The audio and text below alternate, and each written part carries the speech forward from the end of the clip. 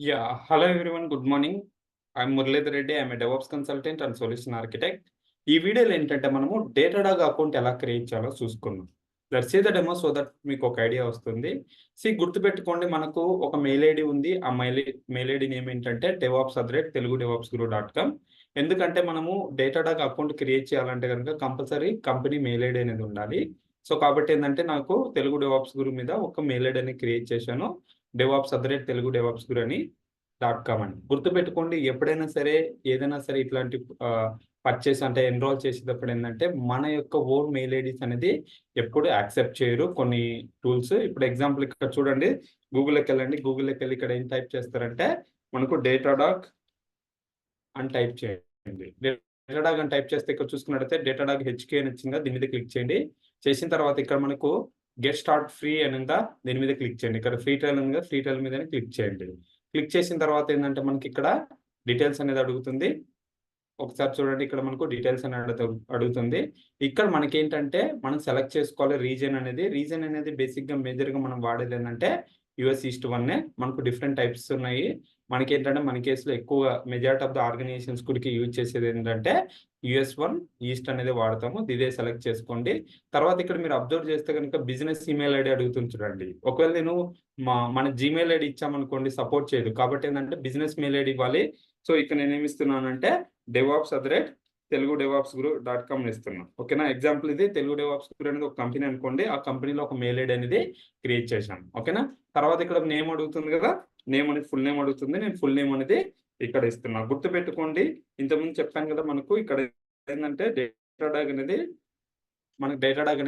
2 weeks free trial ఇస్తుంది. మనం అది యూజ్ చేసుకున్నాం. ఇక్కడ కంపెనీ నేమ్ అడుగుతుంది కదా, ఇక్కడ నేను ఏమి ఇస్తున్నా అంటే తెలుగు డెవాప్స్ గురు అని ఇస్తున్నాను. ఓకేనా. ఎగ్జాంపుల్ నేను ఏమి ఇస్తున్నా అంటే తెలుగు డెవాప్స్ గురు అని ఇస్తున్నాను.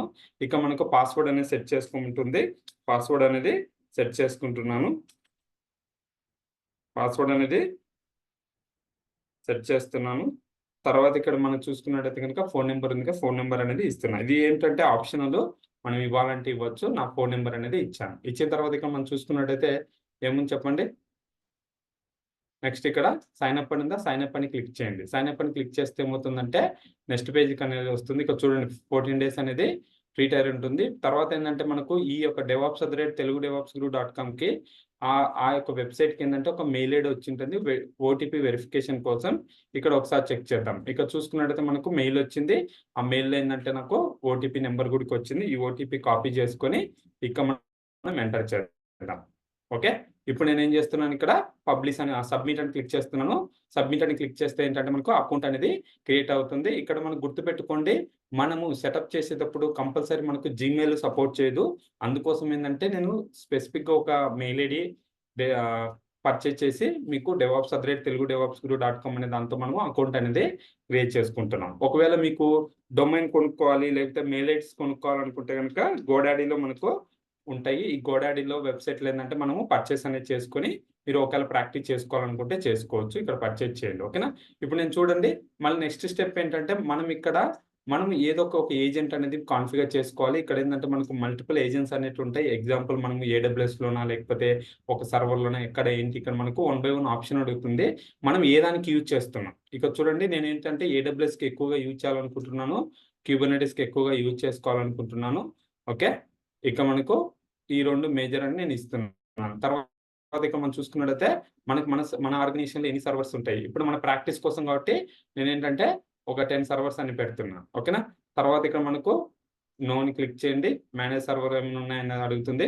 తర్వాత ఇక్కడ మనకి ఏంటంటే ఏమి ఇవ్వాల్సిన అవసరం లేదు, జస్ట్ నెక్స్ట్ అని క్లిక్ చేయండి. క్లిక్ చేసిన తర్వాత నెక్స్ట్ ఏంటంటే ఇక్కడ ఏజెంట్ కాన్ఫిగరేషన్ అడుగుతుంది. ఇక్కడ ఏజెంట్ కాన్ఫిగరేషన్ ఏంటంటే మనము ఈ యొక్క స్పెసిఫిక్గా మనము ఈ యొక్క ఏజెంట్ అంటే డేటాడాగ్ ఏజెంట్ని మనము ఒక సర్వర్లో ఇన్స్టాల్ చేయాలి. ఇక్కడ చూసుకున్నట్టయితే మనకు మల్టిపుల్ సర్వర్స్ అనేది సపోర్ట్ చేస్తుంది. బట్ ఏంటంటే ప్రస్తుతానికి నేను ఏంటంటే ఏం పెట్టట్లేదు, మళ్ళీ లేటర్ పాటు ఇన్స్టాల్ చేద్దాం. సో దానికోసం ఏంటంటే సైన్ అప్ అని క్లిక్ చేసి జస్ట్ రిమూవ్ చేసి జస్ట్ క్లిక్ చేయండి.